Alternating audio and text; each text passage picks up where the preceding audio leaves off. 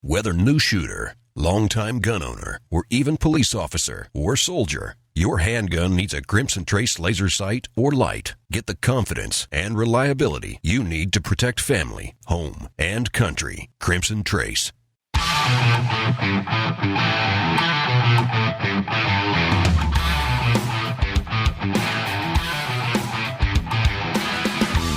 Today on Tom Gresham's Gun Talk, having a survival mindset, what that entails, and how you can train for it. Also, the latest long-range rifle from Ruger and what's hot in the gun world. Call in now, 866-825-5486 or 1-TOM-TALK-GUN. Now, here's Tom. All right, better put your seatbelt on. It is going to be a wild and woolly ride today. We're going to have some fun. We're going to talk about guns. Hey, I'm Tom Gresham. I'm glad that you could be here. I'm glad that I could be here. We get together every week. We talk about guns and shooting and scopes and ammo and optics and cases and gun cleaning. It just doesn't really matter. We'll talk about almost anything.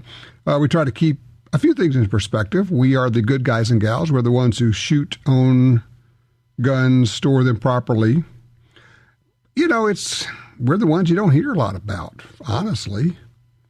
You hear about the folks who are screwing it up. You hear about criminals, of course, criminal use of guns.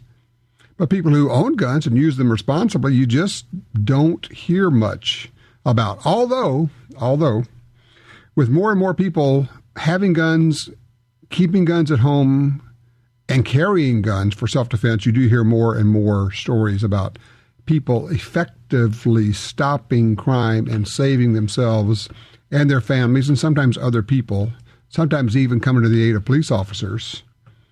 More and more, we're getting those stories. Today, we're going to be talking about, a whole bunch of stuff. We have, of course, Gundealio. New updates are live for both the Android and the iPhone. If you have not fired up your Gundealio, do so. It'll load up the new update for you. If you don't have Gundealio on your smartphone, shame on you. Well, it just means you're spending more for guns and ammo and stuff than you should be. Gundealio is free. It's an app for your smartphone, for iPhone and Android.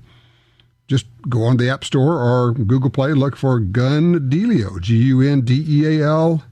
We're going to be giving away some stuff. Well, actually, very cool stuff this month. By the way, the Nosler giveaway grand prize winner got that super Nosler rifle in 28 Nosler. Nathan B. in Farley, Iowa. Way to go, Nathan. We do give this stuff away. Very cool stuff. You know by now, I hope, most of you anyway, that we produce a number of television shows about guns and shooting. I created the first television show about self-defense, PDTV, Personal Defense TV, some years ago. And we have what I think is a groundbreaking series called First Person Defender. It is what they call a digital series. All that means is it's delivered online, kind of like House of Cards, the Kevin Spacey series. And we're just about to start shooting our third season of First Person Defender. If you've not seen it, well, it's easy. All you got to do is go to YouTube and look for Gun Talk Media, or just put a search for First Person Defender, where we take people and throw them into these self-defense situations. We're just about to get started on that. One of the people we had on last year is our good guy / victim. Joins us right now, Tommy Carnline. He's the Public Information Officer for the Rapides Parish Sheriff's Office. Tommy, how are you? I'm doing well, Tom. I appreciate being given the opportunity to call in again today. Absolutely. You were, frankly, one of the hits of last year, because we just have gotten a ton of comments, and you've been kind enough on YouTube to go back and answer people's questions. They have a lot of questions. And you've been in a wheelchair, since you were a teenager, I guess? Yes, sir, since 1978, about 35 years or so. Okay. So we kind of wanted to say, all right, how do you handle that? And I think one of the interesting parts was the takeaway you get from that, because you've worked with Wes Doss, our trainer, on this before. And Wes pointed out, he says, look, it's not just for people in wheelchairs. We all spend a lot of our day sitting in chairs, sitting somewhere. So let's talk about what do you do with that? So I think we got a lot of good teaching tips out of that. We really did. And it brought to light that, just because even if you walk or whatever, if you're sitting in your vehicle, you're sitting at a restaurant, You're sitting in a movie theater. You're sitting at a football game or a sports event. And those things, you need to have a mindset going into there if something does happen, what you need to do, whether you're armed or not. Mm-hmm. All right, let me ask you, you mentioned a movie theater. You are just up the road, a little bit north of Lafayette, Louisiana, where, of course, we had the theater shooting, I guess a couple of weeks ago now. And I'd kind of like to get your take on it, because there's been an awful lot of noise about this and a lot of different parties talking about it. One of the things that I think got lost in a lot of this, and because of your background and your, what you do professionally, you can address this. One of the things that I got lost was what I think was an incredibly good performance response by the police there. Yes, sir, exactly.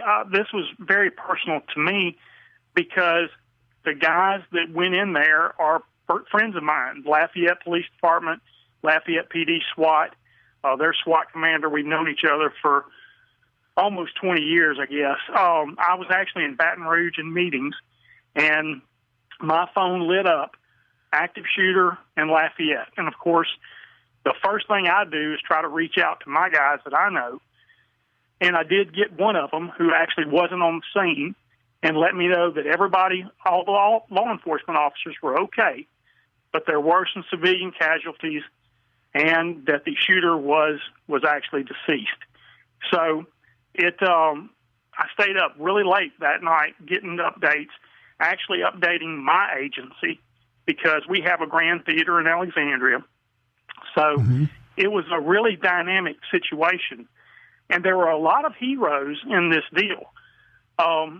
First and foremost were those teachers that actually, because of what? Because of their training, because of their training in a school scenario about pulling a fire alarm if there's an emergency of a fire or whatever.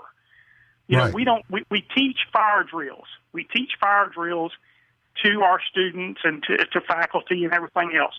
I don't believe there's been a child burned in a fire in a school in probably over 50 years. I did have those stats at one time, but it's been a very long time. And it's because of training. It's because of training. Those teachers, they pulled that fire alarm. Jenna Moe and Allie Martin, those ladies did what they knew to do. They did what they were trained to do, and it got people out of that theater in an orderly fashion. Now, our bad guy, which I'm not even going to acknowledge by using his name. Thank you, because that's my position. I will not use his name because that's what they want. Not. They want the notoriety. That is exactly right. I'm not going to use his name. The criminal, the deranged person that did this tried to blend in with the crowd at first. Within just a couple minutes, Lafayette PD responded, and they got officers in that theater. He saw them, and he went back in and did the only thing that he should have done, and he took his own life. So the quick response of those teachers, the quick response of Lafayette PD, that situation could have been a lot worse. But it wasn't. Thank God it wasn't worse. And I say training is a lot to do with that. Well, we talk about training a lot. Of course, that's what first-person offender is about. And, I mean, of course, you're trained up. And even with the training you have, of course, we knew you were trained up, so we gave you a harder scenario because, I mean, you know what you're doing. But even at that, everybody learns. But if you don't have any training, that's when people freeze. They don't know what to do. They run around in circles. I love the phrase, is it time to panic? Well, yeah, if you don't have any training, you don't have a clue. Maybe it is time to panic because you got nothing else to go to there. Exactly. That's one thing that I've been wanting, or it's been commented about a lot about me, which I really, really appreciate all the great comments that people have been, the compliments they've been paying me. It's over and over. Man, he did great. His training. And that is exactly right. My training that I've had over my 25-year career really showed through in that scenario. Even though I made some mistakes, I let that one person in the first scenario, he got too close for me. I should have created more distance. But that is the key, is that training. Now, I want to touch on one other thing about training. In the last year and a half to 2 years, the Louisiana Tactical Police Officers Association, which I'm a member of and the Secretary-Treasurer, we have really concentrated on medical tactical combat casualty care training. And we've got a great trainer out of Shreveport. His name's Craig Menefee. He was a combat medic in Iraq. He has been putting a program together, and the use of tourniquets has been huge, not only in the military, but in law enforcement in the last 2 or 3 years. Lafayette PD officers responded and had tourniquets on their person, and I believe at least 3 tourniquets were used to stop the bleeding of victims in that theater. And there again, the training these guys had. Now, you know, our first responders are wonderful. Acadian Ambulance was right outside. They were wanting to get in there and do their job. But the PD had to make sure that the threat was neutralized before they could get the ambulance in there. So these officers, after they knew the threat was down, they started applying their medical knowledge and the tourniquets, and that probably saved lives also. There again, prior training is so important. It's a great point, and all of us need, because you could come up on an auto accident or anything, and if you've got some medical training, you can take advantage of that. You can actually help people, and tourniquets. The information about tourniquets, what people don't know is that it's all changed, and what you think you know about it probably is wrong, and getting some training out there. Tommy, look, I appreciate. We're going to get you back on just as quickly as we can because it's always a pleasure to chat with you, Tommy Carnline. If you haven't seen Tommy's video on YouTube with us, just look for First Person Defender. You'll see what we're talking about. Yeah, there were a lot of heroes there. It's, hey, it's dark and scary and all of that. Where do you go to? You go to your training. If you don't have any training, oh man, you didn't do everything you could to protect yourself and your family, did you? 866-TALK-GUN. 866-TALK-GUN.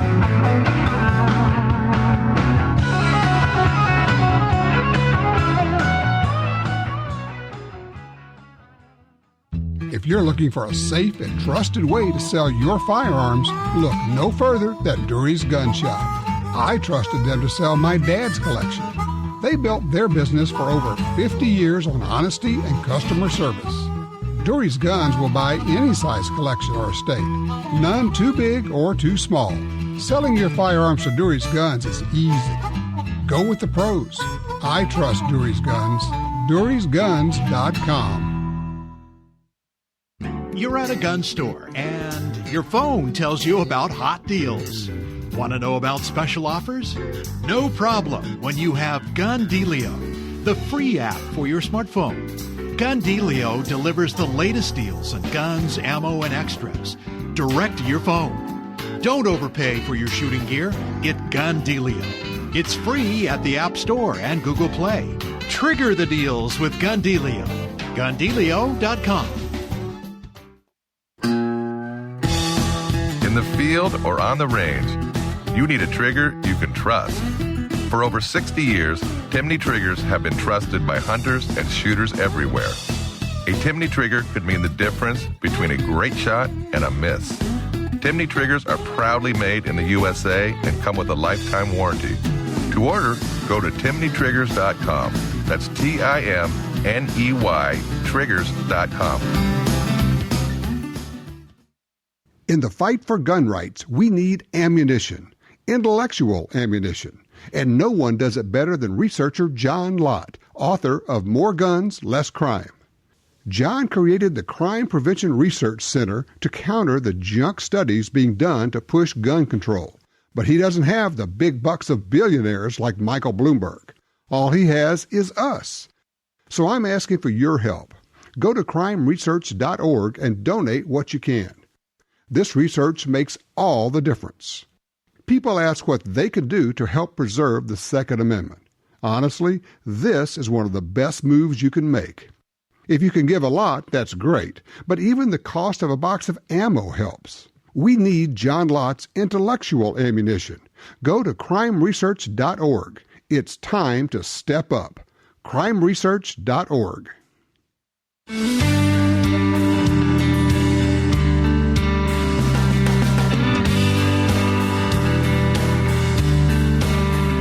All right, back with you here. 866-TALK-GUN. We're open lines. If you got a range report you'd like to share with us, by all means, like to hear what you've been shooting, what you're thinking about buying. If you got any questions or comments, we'll go with that. We're open lines right now. If you carry a gun for self-defense, I'm thinking again about this shooting in Lafayette. Fabulous article just popped up on the web at the Armed Citizens Legal Defense Network's website, armedcitizensnetwork.org. It's an interview with Kevin Davis, and the whole idea behind the story is mistaken identity. Basically, what do you do? How do you handle yourself when the police show up? If you've been in a shooting or if there's been a shooting, you know, they've done a lot of research on this, and they call it blue on blue shootings, where uniformed cops show up, maybe off-duty officer is there, there's confusion, and the off-duty officer gets shot. Well, the same thing can happen to armed good guys. So it's just it's seriously good. Maybe the best piece I've ever read on this. If you go to armedcitizennetwork.org and look for that article it's by Gila Hayes. It's an interview with Kevin Davis, a top trainer. And Davis is a long time law enforcement officer. Okay, let's get this thing out of the way. Cecil the Lion. Give me a freaking break. Just because you name an animal doesn't make it special. I don't know if this guy was a good guy. I don't know if they did everything right. I don't know, but I do know a few things about hunting. I even know a few things about hunting in Africa.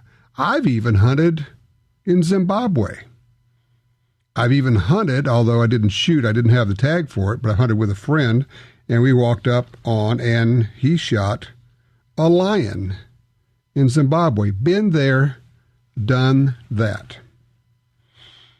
There's something I want to touch on here that is lost in all this. Of course, you know the stupidity, the outrage about Cecil the Lion, and here we're going to hunt down this guy who killed him.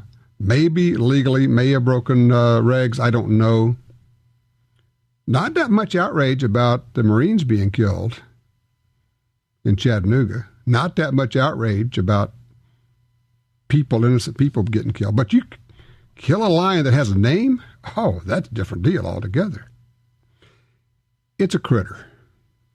Okay? It's a critter. Here's how it works. Okay, you can get all wrapped around the axle and wound up about one animal, or you can say, I am in favor of protecting the species. I'm in favor of protecting the ecosystem, the habitat. And the truth of it is, one animal doesn't really matter, but it's the population there. So here's how it works. Let me just explain this to you. It's basic economics. You have a village, and they have cows they're raising. And lions come in and kill cows or leopards. And they say, gee, that cost us money. We need our cows. So we will therefore poison the lions and the leopards, and we will set snares for them, and we will kill as many as we can. And then somebody comes in and says, wait a minute. We got this crazy American dude over here. And he's going to come over here, and he's going to pay you the equivalent of 300 cows to kill one lion. And the money that he gives to you will put in new wells. It will build schools. It will provide for the village. Now, the village leaders look at that and go, well, then we probably ought to make sure that there are lions around. So they stop poisoning. They stop putting out snares. They make sure that there's a continuing source of lions, because that becomes a good source of revenue, thus ensuring that the poaching slows down or stops. That's how it works. Yes, it's a vested interest. I get that. People say, oh, you just want to hunt animals, so that's why you save them. Okay, yeah, fine, good. But we protect the habitat. Almost all of the money spent on habitat restoration in the United States comes from hunters. Almost all wildlife management money, conservation money in the United States comes from hunters. $3 to $5 million a day is paid by hunters for conservation through the Pittman-Robertson funds, the excise tax on guns and ammo and other things, as well as hunting licenses. There's a disproportionate reaction to this that you can only look at it and understand that so many people in this world live in an utter fantasy land. They don't connect with the fact that their shoes came from a cow, their meat came from a cow or a chicken or a pig or something that they paid indirectly somebody to go out and shoot or electrocute or kill in some form or fashion. They can't understand the concept of sustainability. They don't or won't understand the idea that it's all about the population and not about the individual animal. And giving something a name does not make it special. It just makes it Disney-like. Too many people have watched The Lion King. I have no idea if they did it right or if they didn't do it right. I do know, and I can tell you, having been on a lot of guided hunts, when you're on a guided hunt, there's a really good chance you don't know exactly where your guide has taken you. You don't know if you're over an invisible line. Don't know if this guy knew. Don't know if they went over the invisible line. Don't know. But I just know that the reaction is there's a form of pathology at work here. There's something very, very sick about the reaction to all of this. Calling for the death of this hunter, going to his place of work and shutting it down, posting his home address, which is basically a kill list out there. These are, of course, the people who love the animals. But they do want this guy to be killed. Is anybody else seeing something wrong with this picture? It's just sick and sad and pathetic and pathological. 866 Talk Gun.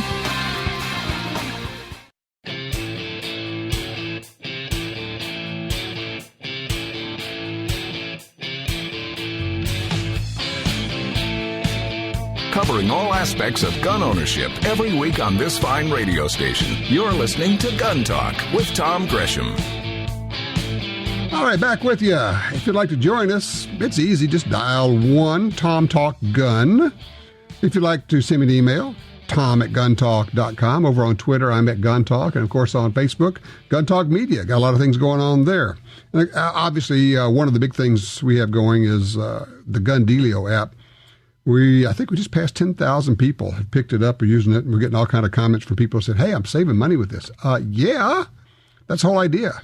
There are deals to be had, and wouldn't you feel foolish if you went and bought something and then found out later you could have gotten an extra mag or 2 extra mags or $75 off or whatever, and you didn't know about it? That's what Gun Dealio does for you. Let's go to line 3. Dave's with us out of, let's see, South Carolina, it looks like. Hey, Dave. Hey, Tom. How are you? Real quick, I just wanted to call and heap some praise on Taurus International, its customer service. Okay. I had heeded your advice after Sandy Hook to acquire additional magazines for my pistols. So I set a goal of 4 magazines for all of my pistols, and talked a friend into ordering a magazine for his Taurus pistol. So this was May of 2014. My magazine was in stock. His wasn't. His arrived the first week of July of this year. But I was calling monthly to check. I was calling monthly to check on it, and oddly, I got the same guy, Jeremiah, just about every time. But polite and courteous. So they sent the magazine, a 17-round magazine for a 24/7 G2, and little did we know it needed a take-up spacer that slides over the magazine for the grip. So big problems. That'll probably be another year. So I called back, and they said, we've got it in stock. and because you've waited so long, we're going to send it to you free of charge. Well, yeah, you can't ask for better than that. That's great. Well, that's terrific. I am glad to hear that. That's just delighted. And let me just applaud you, Dave, because a lot of times people are quick to reach out and tell all their buddies when something goes wrong, but often they don't share when something goes right and when there's good news about a company. So I appreciate that. That's good info there. Thank you, sir. All right, I appreciate that. Here's a letter. We love the Truth Squad concept, which is, if you're new to it, let me explain. The Gun Talk Truth Squad, our rule is we respond when we see something that's wrong. The line is, a lie left unchallenged becomes the truth. So we challenge every lie.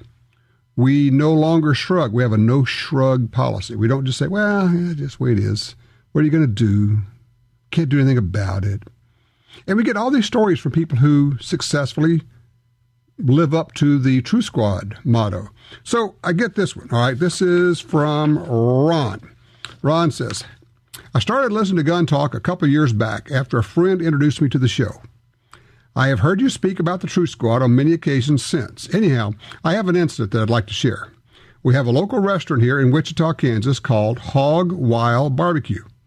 My wife's son and I were eating there the other day when I noticed one of those no gun signs on the door. I thought it was curious because I had never seen one before, and it didn't comply with Kansas law, as he understands it. He says, anyway, I made a comment to my wife about needing to call that owner of the restaurant. Then the day got busy, and I promptly forgot about it. Listening to the Gun Talk podcast reminded me to follow up with the restaurant owner. So I wrote a short email describing my issue with the no gun sign. I was polite and even stated that the owner is entitled to his opinion, even if it is different from my own. But I did say with specificity that as long as the sign stayed up, I would be staying out. I said thanks for listening to my concerns, and I clicked send. I have to admit I was surprised when about 10 minutes later, my phone rang. The owner of Hog Wild was calling. He informed me that he was unaware that the sign was on the door and assured me that as soon as the general manager got back to the store, the sign would be removed. He also informed me that he is a concealed carry permit holder, too. I intend to go by the store in a day or two and verify the actions were carried out, but I believe the owner was being truthful. This is a small victory, but one I'm glad to play a part in. Thanks for encouraging us regular folks to get involved and stay involved. Ron, we're all regular folks, and that's how we do it. We're polite, we're firm. Polite and firm. And we don't shrug, and we let people know, and we speak up, and we say, it's certainly your right to put the sign up, but you just need to know that I can't bring my family in there any longer. I won't be doing that. Polite but firm. And in this case, it turns out the owner of the store, it sounds like, didn't know that the manager had put the sign up. And the owner was going to pull it down. So, it may be that somebody overstepped his bounds when you see a sign like that. Well, that is the essence of the Truth Squad. If you've ever done anything like that, I'd love to get your take on it. If you got a question or comment, or certainly range reports, anybody shooting rimfire, anybody finding any rimfire out there, I'd love to get some information on that. And also, have you considered buying a silencer? Have you bought into it? Have you gotten one? What's your take on that, and how has it changed your shooting? More fun? 866-TALK-GUN.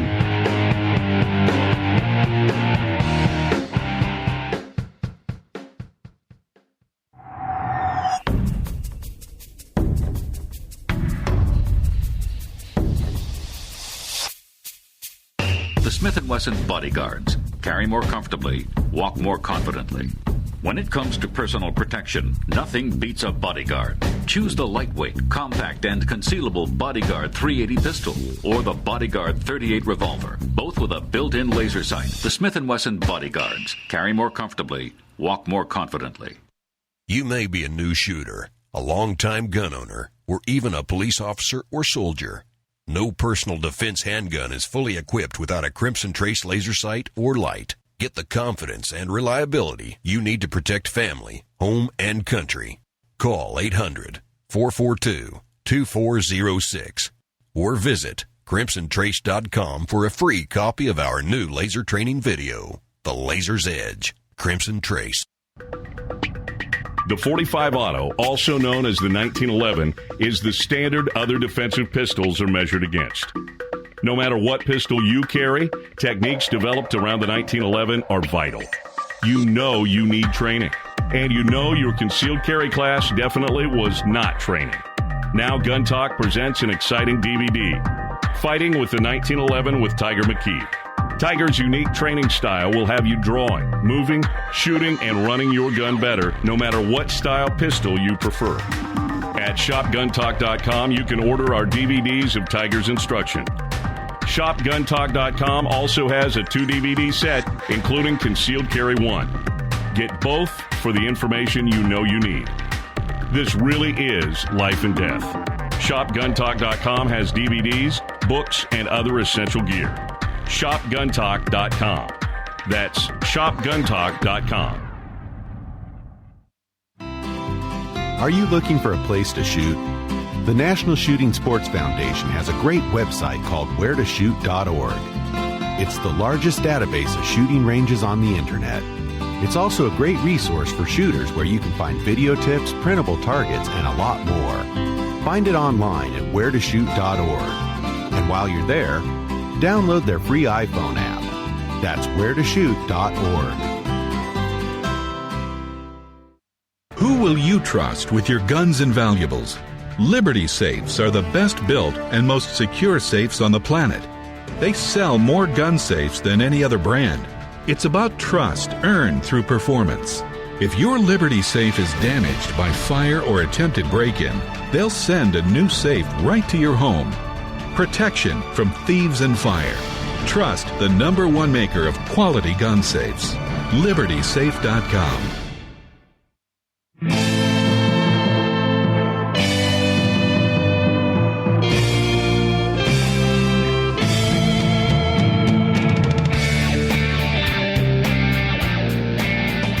All right, welcome back. 866-TALK-GUN. In just a minute, I'll tell you about what happens when you get misled by the gun ban crowd. They talk you into filing a lawsuit you shouldn't have filed. It can come back and bite you 200,000 times. But first, Brandon's with us on line 2 out of Amarillo, Texas. Hello, Brandon. You're on Gun Talk. How you doing, sir? I'm great. What you looking for? I'm looking for kind of an all-purpose rifle. One for home defense, but I want something that's easy to teach my kids to use as well. Mm-hmm. I know. Okay, I need some more information. How old are your kids? One's 10 and 9. My youngest one's 5, which, he'll be a little while. I'm probably going to teach him some archery, but everybody keeps throwing an AR-15 around. When I used to teach riflery at a camp I worked at, we called it a Chipmunk 22. It was like, a 22 rifle that was only like 2 feet long. All right, well, here's the problem, Brandon. Let me just jump right in, because you say a home defense gun and then a gun to train children to shoot. Well, you figured it out.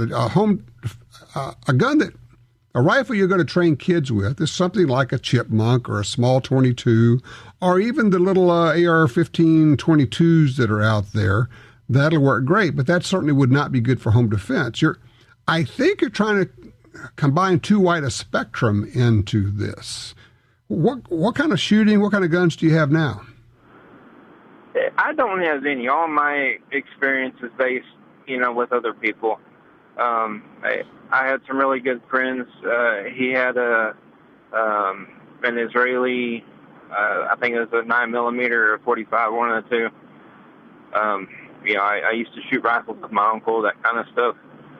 I'm just now, with the way the world is and all that kind of stuff, I want to be prepared if that's the case. Okay, I mean, it's good to be prepared. I understand that. You kind of have to figure out, okay, what am I going to be prepared for? If it's home defense, in most cases, with some exceptions, shotgun might be better.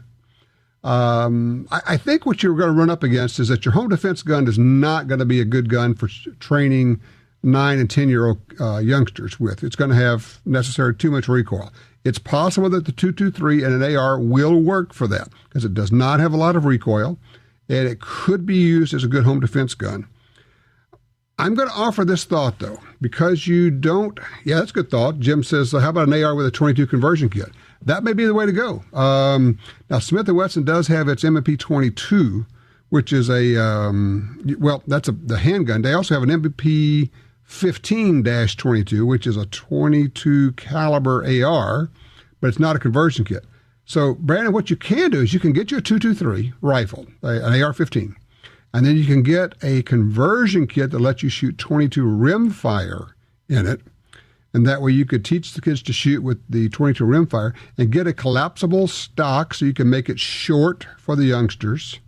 That's a way to go. But honestly, the problem for me right now is that you don't have very much experience with this. I'm going to offer a thought that you could get a little bit of training, maybe go take a hunter safety class somewhere, get up to speed on some guns out there. I think it probably would help you. I think you've got a little bit of a way to go on this.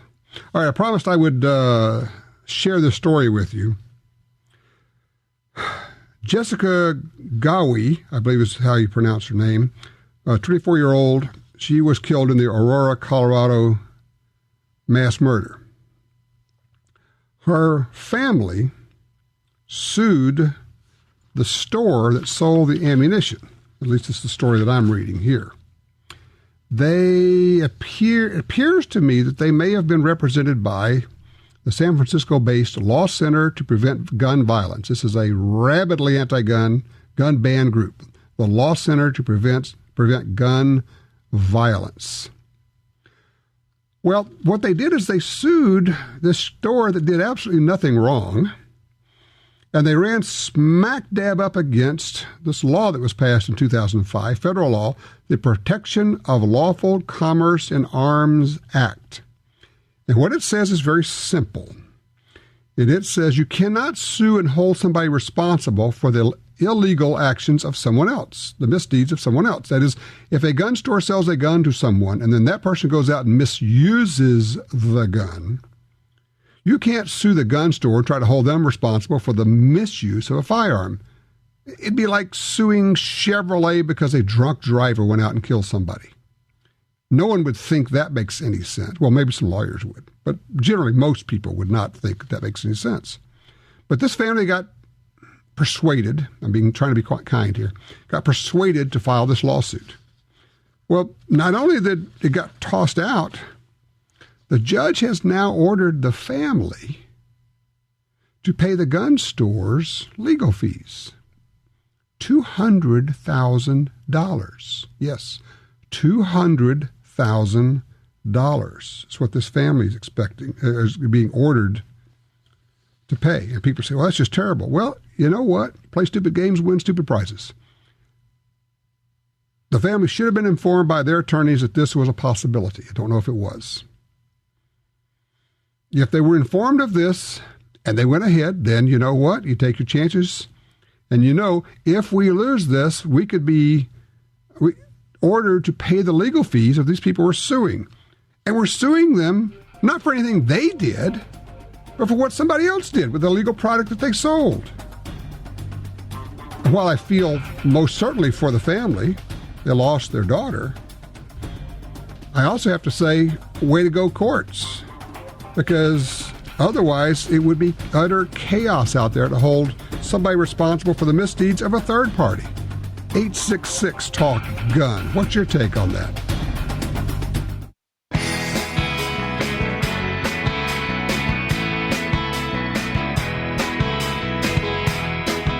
This is interesting. Just saw this pop up on my Twitter feed here from the folks at Crimson Trace. Did not know about this. Crimson Trace, the laser people, getting together with Gunsight, the firearms training, the gunfighting Training Academy out in Arizona, getting together. They're going to offer the Gunsight Academy 250 defensive pistol class with lasers. Special course dated October 12 to 16 of this year. Going to be limited to only 15 students. If you would like to go, you should sign up very, very quickly. Jim says, road trip! No kidding. What a great experience that would be. One of the comments made by Dave Starrin, a Gunsight training director, he says, the next to holsters, the most prevalent defensive handgun accessory is the laser sight. But few, if any, firearms instructors are developing curriculum to address these sights, and even fewer know how to do that. That was actually by Richard Mann, gun writer Richard Mann. Dave Starrin's going to be part of the package there. Had somebody ask me, he says, look, I've put a laser on my pistol, but you're always talking about lights and lasers. I can't find a combo that would go on my Ruger LC9S. Sometimes there is no combo light and laser, and that's why a lot of us have pocket lights. I keep which one is it? Streamlight ProTac 1L in my pocket all the time. I just bought 3 more of them. I leave a trail of them, like breadcrumbs. I lose them. I give them away. People say, what is that? I just hand it to my friend. I said, you need this. I have another. It's the Streamlight ProTac 1L. It takes one CR123 battery, 180 lumens, and they're small enough, a little bit bigger than a chapstick baby. And in low light situations, it will light up the threat, identify it, maybe even stop the threat, certainly disorient, and allow you to get off shots if you have to. Yeah, and I'm not a paid spokesman for Streamlight. They're not even a sponsor or anything else. I just buy their stuff like crazy. I buy it wherever I can get good deals on it, whether it's Amazon or other mail order places. Brownells may have them. You can check Brownells, see what that works, if that works out for you. Let's talk to James on line 2 out of Oregon. Hey, James, you're on Gun Talk. I was calling in about the judge that ordered the family to pay the attorney fees of the $200,000. You said hats off to the court for doing what they did, but I think the real issue was that the court should have threw the case out. You know, it's pretty harsh for a family to have to come up and pay that money after the loss of a daughter like that.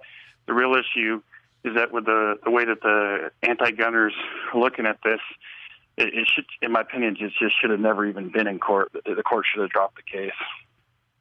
Well, I understand what you're saying, but there is a procedure for getting to a certain point in the process so that where the arguments can be heard or the court can hear it and they can say, okay, this is a BS deal. And of course, then it could even be appealed. I'm looking at this. Federal Judge Richard Match disagreed. He said, calling this case an act made for, quote, political purposes meant to, quote, propagandize the public and stigmatize the defendants. In other words, he spotted that this was this gun control group's effort to try to basically do an attack on the gun store itself, and it really had no merit. And I hope that the lawyers informed the family that this was a possibility. It certainly is there. And people say, well, they've got this law that says you can't sue gun makers, but you can sue, Black & Decker. Well, you can't sue Black & Decker if somebody takes a skill saw and goes and attacks people with it. You can still sue gun makers if they make a defective product. The law allows that. You can sue a gun store if it is acting illegally or it's negligent. But you can't sue them for the acts of a third party that they had nothing to do with. That's the essence of the law. I would argue it's also the essence of common sense. Hey, when we come back, we're going to give away one of the greatest rifles you have ever seen.